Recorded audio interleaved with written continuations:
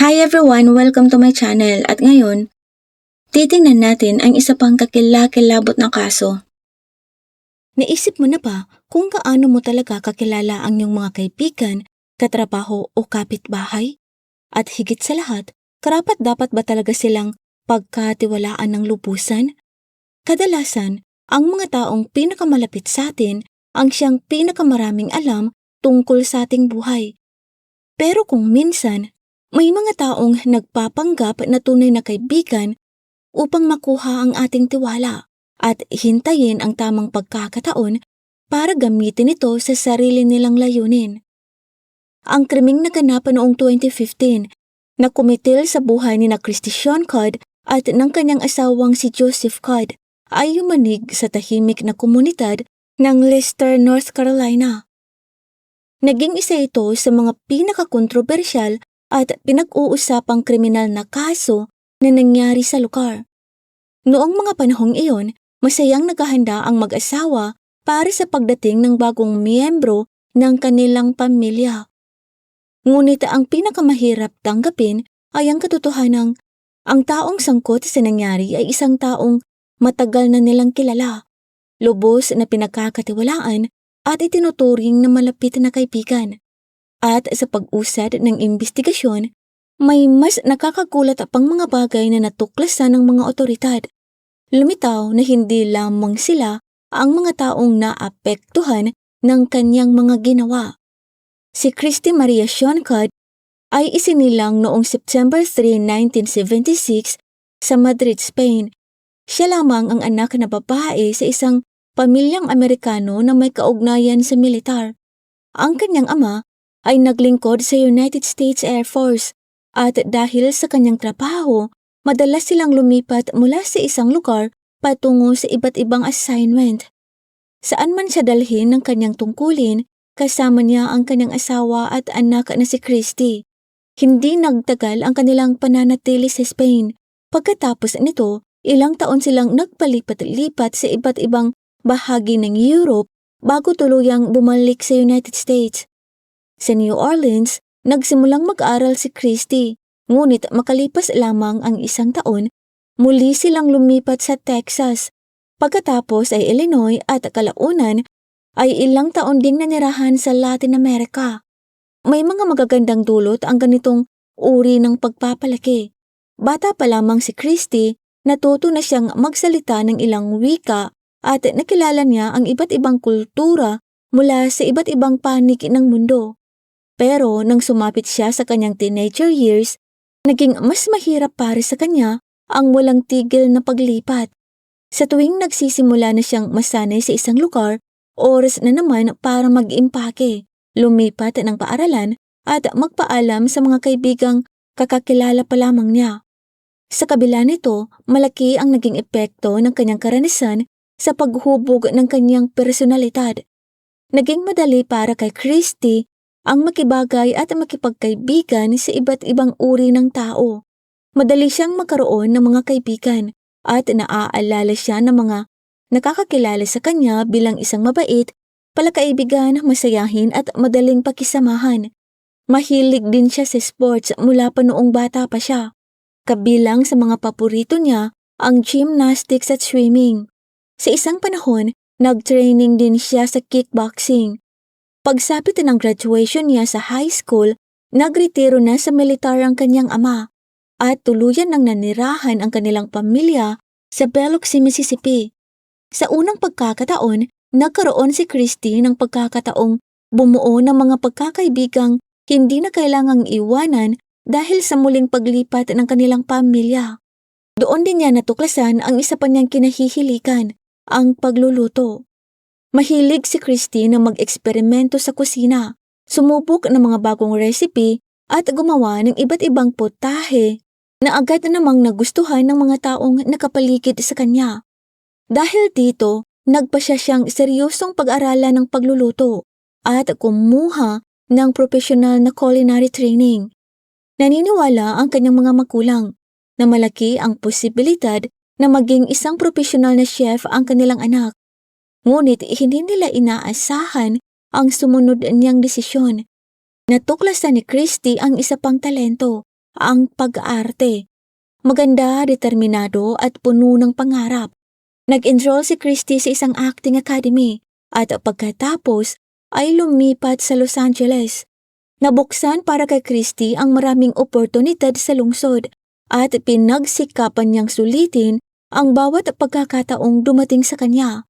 Lumabas siya sa mga television commercial, nag-perform sa entablado at paminsan-minsan ay nakakakuha rin ng maliliit na role at stunt work sa malalaking Hollywood productions. Isa sa mga proyektong kanyang nasalihan ay ang Terminator franchise kung saan nagsagawa siya ng ilang mahihirap na stunt na nangangailangan ng matinding physical training. Pagsapit ng graduation niya sa academy noong 2000, hindi pa rin dumarating ang malaking break na matagal niyang hinihintay. Sa kabila ng kanyang talento at determinasyon, hindi pa rin niya nakuha ang role na maaaring tuluyang magpasikat sa kanya. Sa halip na sumuko, inilipat ni Christy ang kanyang atensyon sa dalawang bagay na pinakamamahal niya, ang pagluluto at fitness. Kalaunan, nagawa niyang gawing matagumpay na negosyo ang dalawang hilig na ito. Nang lumabas siya sa ilang sikat na cooking competition shows, mas nakilala siya sa ibang bansa. Unti-unti naging pamilyar na rin ang kanyang mukha sa maraming manonood. Nakarating pa siya sa finals ng isang season ng The Next Food Network Star. Sa kasamaang palad, hindi niya na iuwi ang titulo. Hindi nagkasundo ang mga judges tungkol sa ilan sa kanyang mas malikhaing culinary ideas. Pero hindi ito naging dahilan para panghinaan siya ng loob. Sa halip, mas naging malaking oportunidad para sa kanya ang pagsali sa programa dahil ipinakilala siya nito sa napakaraming bagong audience. Libo-libong tao ang nagsimulang sumubaybay sa kanya sa social media. Sinundan nila hindi lamang ang kanyang career, kundi pati na rin ang mga ginagawa niya sa kanyang pang-araw-araw na buhay. Aktibo niyang isinusulong ang healthy living, nagbabahagi ng mga payo tungkol sa tamang pagkain at gumagawa ng sarili niyang fitness programs upang matulungan ang ibang tao na manatiling malusog at nasa magandang kondisyon. Makalipas ang humigit kumulang 1 taon, inilunsad ni Christy ang sarili niyang catering company na nakatuon sa private events at mga pagkaing inihahanda para sa mga kliyente. Ang naging pangunahing katangian ng kanyang negosyo ay ang pagbibigay diin nito sa healthy eating. Makikita sa kanyang menu ang orihinal na recipe na siya mismo ang gumawa. Paulit-ulit niyang inaayos at pinapahusay ang bawat putahe hanggang sa maabot nito ang pamantayang gusto niya. Hindi nagtagal, nagkaroon si Christy ng panibagong pangarap, ang magkaroon ng sarili niyang farm kung saan maaari siyang magtanim ng sariwa at organic na mga sangkap. Para sa kanya, ito ang susunod na hakbang upang mapalawak pa ang kanyang catering business at makabuo ng isang kumpletong farm-to-table brand. Kasabay nito, nagtuturo rin siya ng sarili niyang online nutrition courses at patuloy na pumupuo ng iba pang business projects. Taong 2012, nang magkaroon ng malaking pagbabago sa personal na buhay ni Christy. Nakilala niya si Joseph Timcod, na mas kilala ng kanyang mga kaibigan at kasamahan bilang JT. Nagtatrabaho si Joseph bilang television casting director, kung saan siya ang namimili ng mga artista at contestants para sa malalaking television productions. Una silang nagkita sa isang casting session para sa isa pang cooking competition na ginanap sa isang studio sa Los Angeles. Dumalo roon si Christy upang mag-audition at halos agad nabuo ang koneksyon sa pagitan nilang dalawa. Halos 7 taon ang tanda ni Joseph kay Christy at mayroon na rin siyang naunang kasal. Noong makakilala sila, kasalukuyan pa siyang dumaraan sa proseso ng divorce. Labis na nahumaling si Joseph sa ganda, kumpiyansa at personalidad ni Christy. Hindi nagtagal, nagsimula na siyang manligaw sa kanya. Tinanggap naman ni Christy ang atensyon ni Joseph at hindi nagtagal ang kanilang pagkakaibigan ay nauwi sa isang seryosong relasyon. Naniniwala si Joseph sa mga pangarap ni Christy at buong-buo niyang sinuportahan ang mga ambisyosong plano nito. Magkasama nilang pinagplanuhan ang bawat detalye ng farm na matagal na nilang gustong maitayo. Hindi nagtagal, gumawa ang mag-asawa ng isang malaking desisyon na magbabago sa takbo ng kanilang buhay. Iiwan nila ang mabilis at abalang pamumuhay sa Los Angeles at lilipat mula sa maaraw na California tungo sa North Carolina. Ipinagbili ni Christy ang kanyang matagumpay na catering business sa magandang halaga, habang inilista naman ni Joseph para ibenta ang kanilang tahanan sa Hollywood.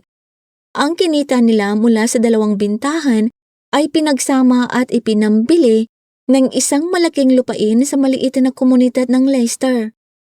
Upang maisakatuparan ang kanilang matagal ng pangarap, bumili sila ng maluwag na bahay na napapalibutan ng halos 10 acre ng lupa.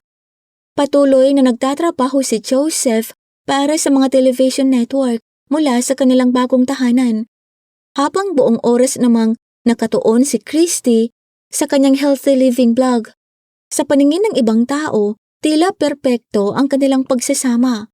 Dalawang taong tunay na nagmamahalan, magkapareho ng mga pangarap at tila nakamit na ang buhay na matagal na nilang hinahangad. Noong August 2014, ginawang opisyal ni na Christy at Joseph ang kanilang relasyon sa pamamagitan ng isang marangyang kasal na dinaluhan ng ilang daang bisita. Dumalo ang kanilang mga kapamilya, malalapit na kaibigan, mga katrabaho, kapitbahay at maging ang ilang mga taga-suporta ni Christy. Magkatabi silang nagdiwang at kapwa mukhang tunay na masaya. Halos hindi sila matapos sa pag-uusap tungkol sa kinabukasang sama-sama nilang binubuo. 3 buwan lamang matapos ang kanilang kasal, nakatanggap ang bagong kasal ng isang napakagandang balita. Magkakaroon na sila ng kanilang unang anak na babae. Labis ang kanilang kagalakan. Pagkatapos ng bagong taon, isang regular na ultrasound ang nagkumpirma na babae ang kanilang magiging anak. Makalipas ang ilang araw, sinabi ni Christy sa kanyang ina na napagkasundoan nilang pangalanan ang kanilang anak na Skylar. Tila lahat ay umaayon sa kanilang mga plano. Maayos ang takbo ng pagbubuntis at wala namang naitalang komplikasyon. Mas maliwanag kaysa dati ang kanilang pananaw sa hinaharap. Ngunit hindi magtatagal ang masayang panahong iyon. Pagsapit ng 5 buwan ng kanyang pagbubuntis, lubos nang nakatuon si Christy sa paghahanda para sa pagiging ina. Halos araw-araw niyang tinatawagan ang kanyang mga magulang na nakatira sa ibang estado. Ikinukwento niya kung ano ang kanyang nararamdaman at madalas ay mahahaba ang kanilang pag-uusap ng kanyang ina tungkol sa iba't ibang bagay. Noong March 13, 2015, hindi makontak ng kanyang ina si Christy sa telepono. Noong una, hindi niya ito gaanong pinag-alala. Ngunit kinabukasan, ganoon pa rin ang nangyari. Paulit-ulit na tumatawag ang kanyang ina, pero walang sumasagot. Hindi rin karaniwang tahimik ang telepono ni Joseph. At nang tuluyang mawalan ng signal o hindi na matawagan ng dalawang cellphone noong March 15, alam ng kanyang ina na may seryosong bagay na maaaring nangyari. Dahil magkakaibang estado ang tinitirhan ng pamilya, hindi sila agad makapunta sa North Carolina upang personal na tingnan ang kalagayan ng mag-asawa. Sa halip, agad na nakipag-ugnayan ang ina ni Christy kay Sissy Lily na nakatira malapit sa kanilang bahay at mabilis na makakapunta roon. Nang makarating si Sissy Lily sa bahay ng mag-asawa, ang unang napansin niya ay parehong naroon at nakaparada sa labas ang kanilang mga sasakyan.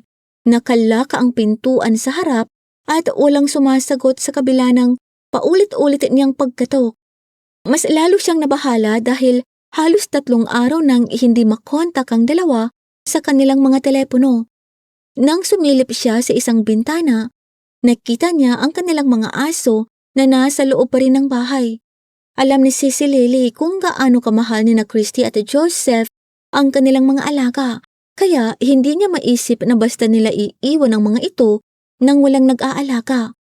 Naglibot siya sa paligid ng property at doon niya napansin ang isang bagay na lalong nagdulot ng pangamba. May malinaw na bakas na tila sa pilitang nabuksan ng lock sa likurang pintuan. Mukhang may taong pumasok sa bahay nang walang pahintulot. Agad na tinawagan ni Sisi Lily ang ina ni Christy at sinabi ang lahat ng kanyang napansin.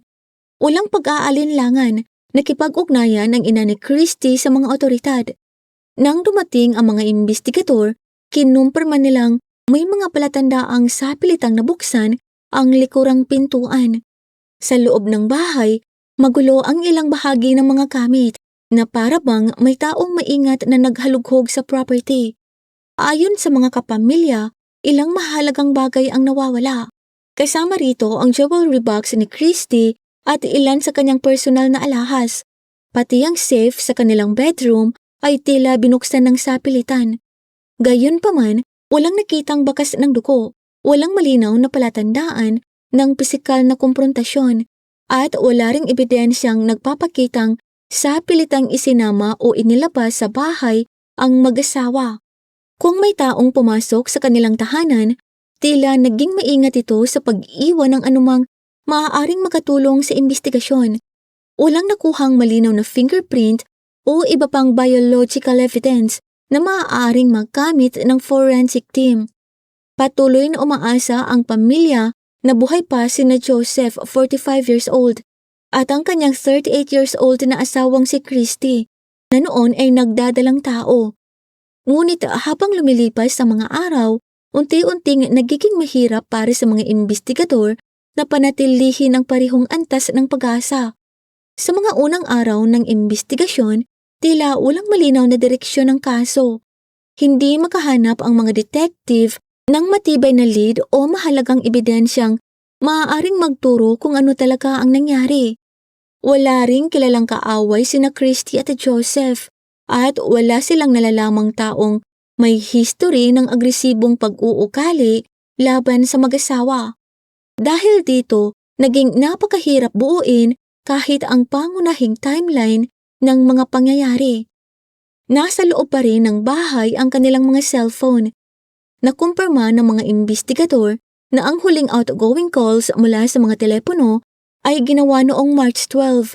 Kinabukasan, puro unanswered incoming calls na lamang ang natanggap ng kanilang mga cellphone bago tuluyang maubos ang baterya ng mga ito. Pagkatapos nito, nagsimula ang mga detective na magpunta sa mga bahay ng mga kapitbahay upang alamin kung may nakapansin ba ng anumang kakaibang aktibidad sa paligid ng property.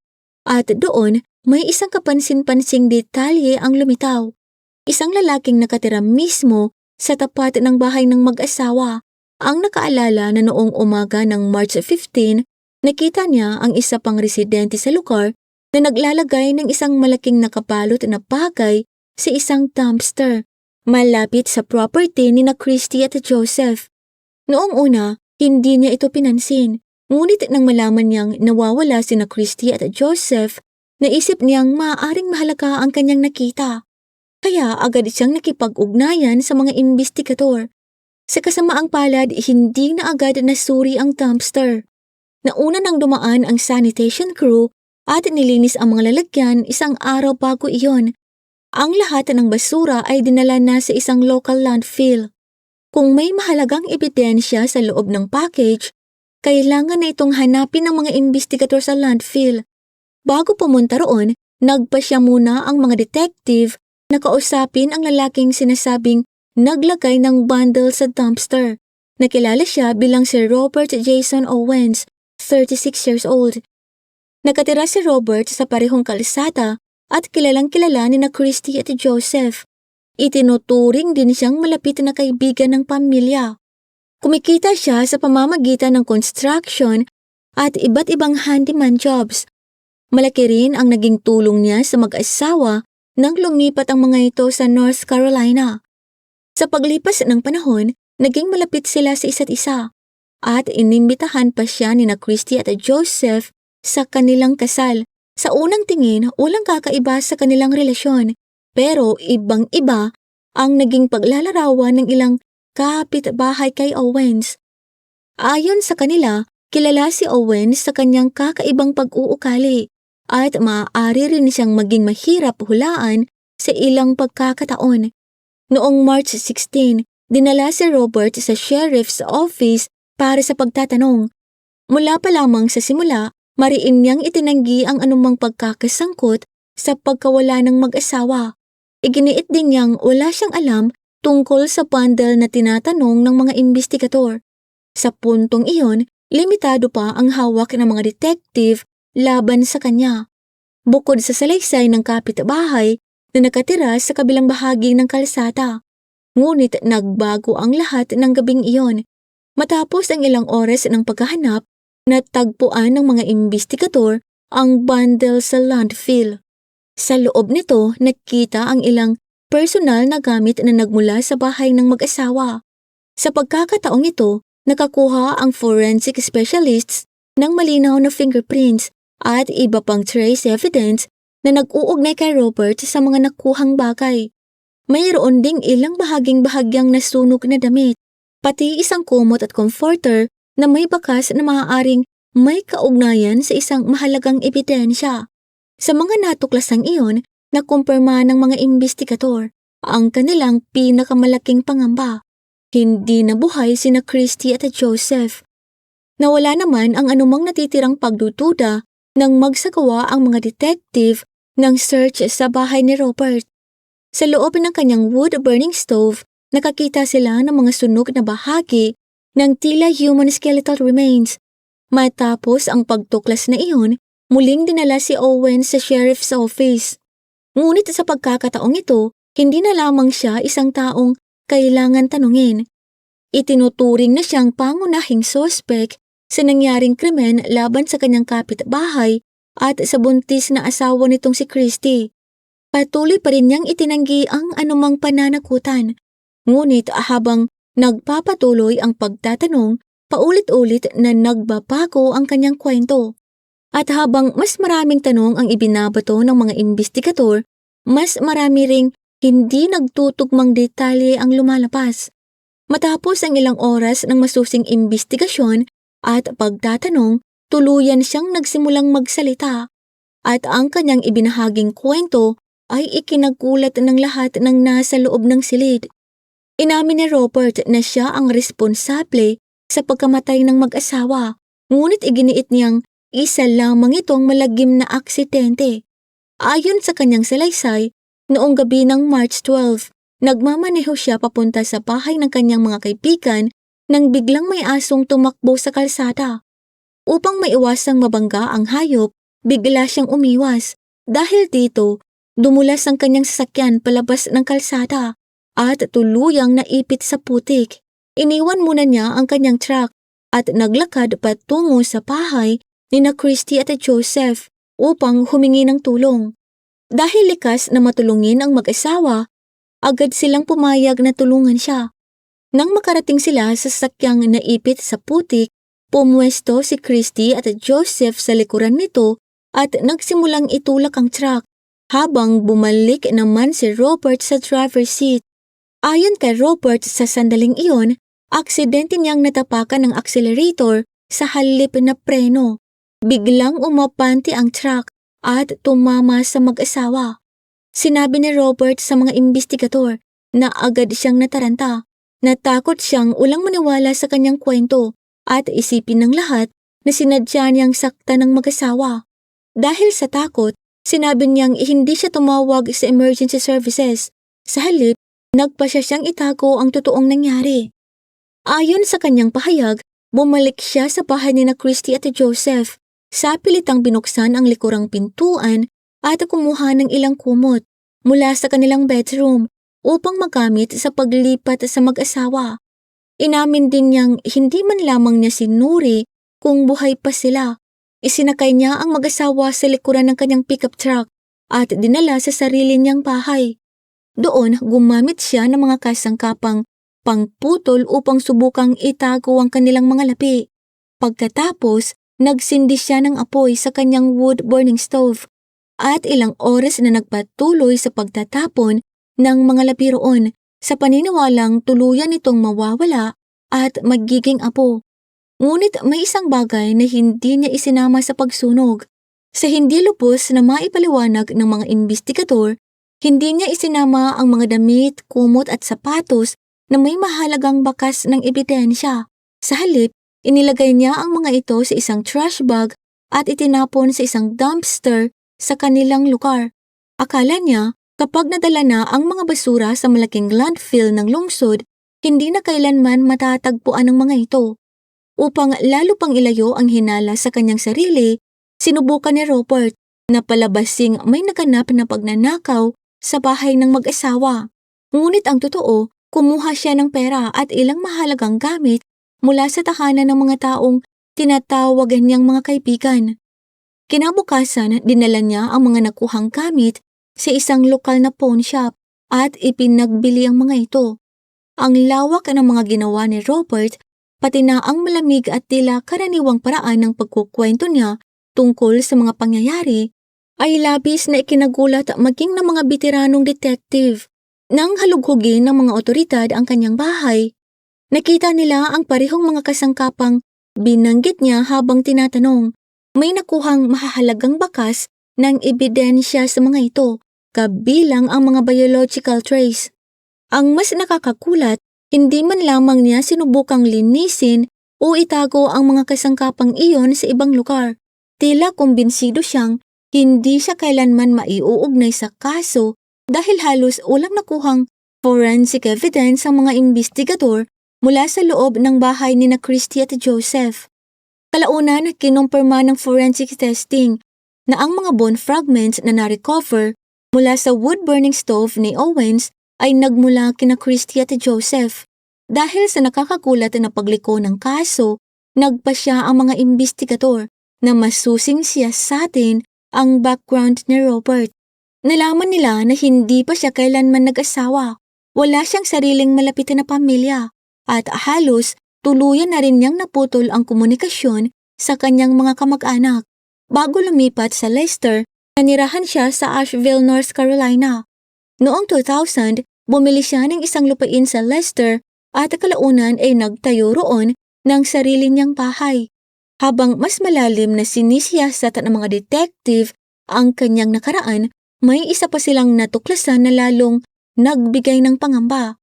Lumabas ang pangalan ni Robert ilang taon na ang nakalipas kaugnay sa isa pang hindi nalulutas na kaso sa Asheville na nangyari halos 15 taon bago ang pagkawala ni Christy at Joseph. Noong January 2000, biglang nawala ng walang bakas ang 18 anyos na si Zeb Wayne Quinn, isang malapit na kaibigan ni Robert. Magkaibigan na sila mula pa noong high school at magkalapit din ang kanilang mga tinitirahan habang lumalaki.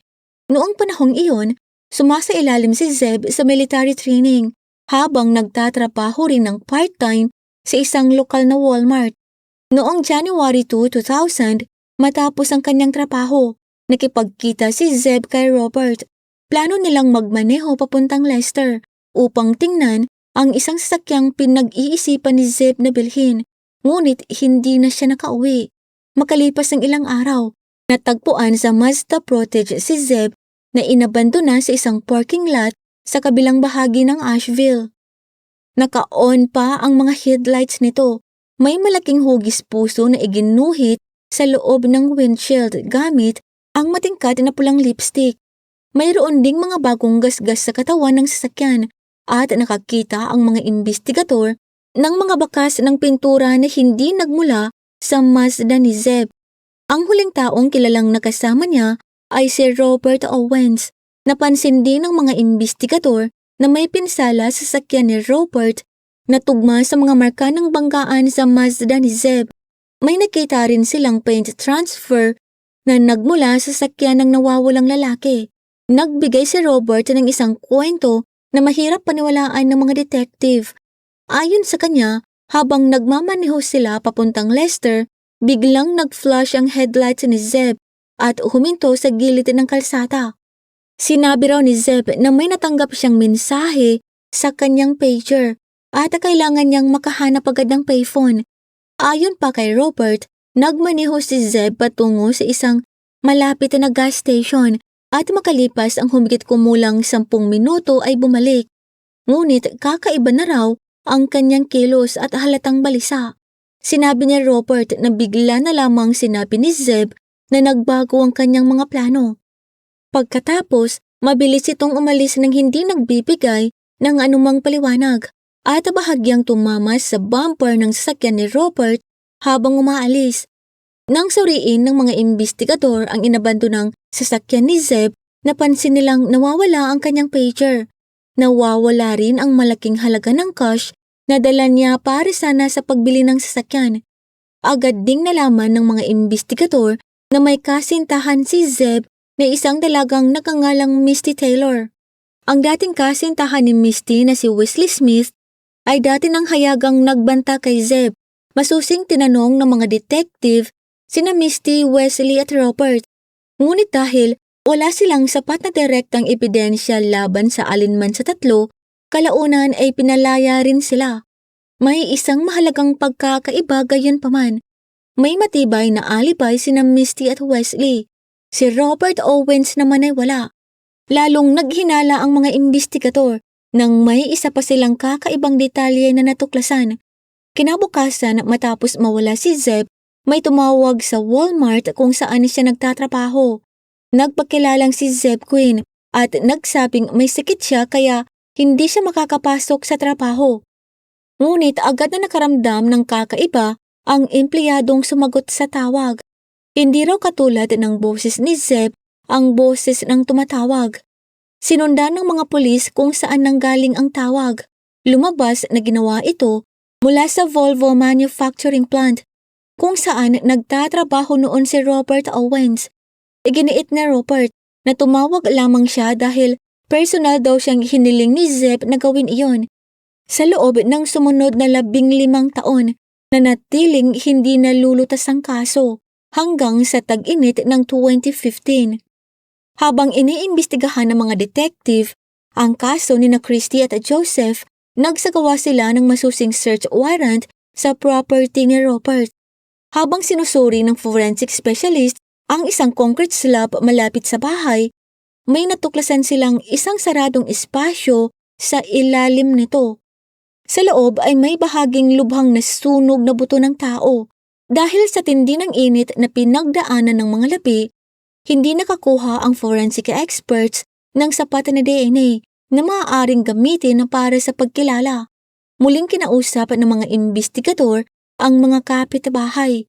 Doon, isang matandang residente ang nakaalala ng isang nakakabahalang pangyayari noong January 2000. Hindi nagtagal matapos bumili si Robert ng property, nagtayo raw siya ng isang napakalaking apoy sa bakuran. Napakalakas ng amoy na dala ng usok, kaya kinausap siya ng kapitbahay tungkol dito. Makalipas ang ilang panahon, tinakpan ni Robert ng concrete ang lugar na pinagsunukan. Sinabi niyang plano niyang magtayo roon ng fountain, ngunit hindi kailanman na ituloy ang fountain. Dahil sa dumaraming ebidensya laban sa kanya, muli na namang binago ni Robert ang kanyang kwento. Sa pagkakataong ito, sinabi niyang si Zeb ay binaril umano ng sarili niyang tiyuhin na si Walter Owens na sinasabing kumikilos para sa selos na si Wesley Smith. Ayon pa kay Robert, pinilit daw siya ng kanyang tiyuhin na akitin si Zeb papunta sa isang liblib na lugar. Pagkatapos, pinagawa raw sa kanya na tumulong sa pagtatago ng mga lapi. Ngunit nang ibigay ni Robert ang bersyong ito ng mga pangyayari, wala nang paraan upang mapatunayan kung totoo ito. Matagal nang pumanaw si Walter Owens at wala ring nakitang pisikal na ebidensya ang mga investigador sa lugar na itinuro ni Robert. Para sa mga detective, hindi mas kapanipaniwala ang bagong kwento niya kaysa sa mga nauna niyang salaysay.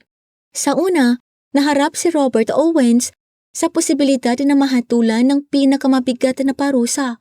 Kabilang sa mga kasong isinampa laban sa kanya, ang 2 counts ng first-degree murder, ang pagkamatay ng hindi pa isinisilang na anak ni Christy, paglapastangan sa mga labi ng tao at burglary. Samantala, nakatuon ang depensa ni Robert sa kanyang matagal ng kasaysayan ng mga problema sa mental health at sa malakas na prescription medication na iniinom niya.